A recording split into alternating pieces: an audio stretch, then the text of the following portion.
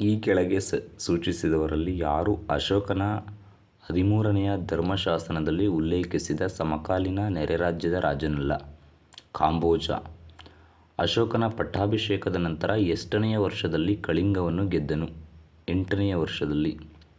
ಲುಂಬಿನಿಯ ಕರವನ್ನು ಅಶೋಕನು ಎಷ್ಟು ಕಡಿಮೆ ಮಾಡಿದನು? 8ನೇ ಒಂದು ಅಂಶ. ಬೆಸ್ ನಗರದ ಗರುಡಸ್ತಂಭ ಶಾಸನವನ್ನು ಬರೆಸಿದ ವರ್ಷ ಯಾವುದು? ಭಾಗಭದ್ರನ 14ನೆಯ ವರ್ಷ. ಈ ಕೆಳಗಿನವುಗಳಲ್ಲಿ ಯಾವುದು ಯುನೆಸ್ಕೋ ವಿಶ್ವ ಪರಂಪರೆಯ ನೆಲೆಯಲ್ಲ? ಬಿಜಾಪುರ.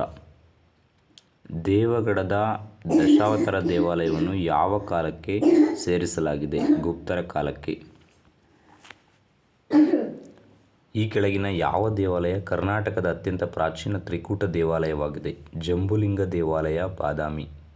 ಸಮರಾಂಗಣ ಸೂತ್ರಧಾರ ಕೃತಿಯ ವಿಷಯ ಯಾವುದರ ಕುರಿತಾಗಿದೆ? ವಾಸ್ತುಶಿಲ್ಪ. ಐಹೊಳೆಯ ಸುಪ್ರಸಿದ್ಧ ಪ್ರಶಸ್ತಿಯು ಯಾವ ಎರಡು ಖ್ಯಾತ ಸಂಸ್ಕೃತ ಕವಿಗಳನ್ನು ಉಲ್ಲೇಖಿಸುತ್ತದೆ? ಭಾರವಿ ಮತ್ತು ಕಾಳಿದಾಸ. ಪ್ರಾಚೀನ ಭಾರತದ ಯಾವ ರಾಜವಂಶವು ಮೊಟ್ಟ ಮೊದಲ ಬಾರಿಗೆ ಶಾಸನಗಳ ಜೊತೆಗೆ ಕಾಲವನ್ನು ಒಳಗೊಂಡ ನಾಣ್ಯಗಳನ್ನು ಟಂಕಿಸಿತು?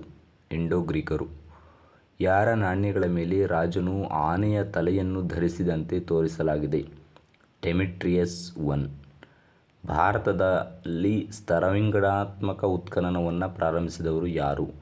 ಮಾರ್ಟಿಮರ್ ವೀಲರ್ ಮತ್ತು ಕ್ಯಾಥಲೀನ್ ಕೆನ್ಯೋನ್.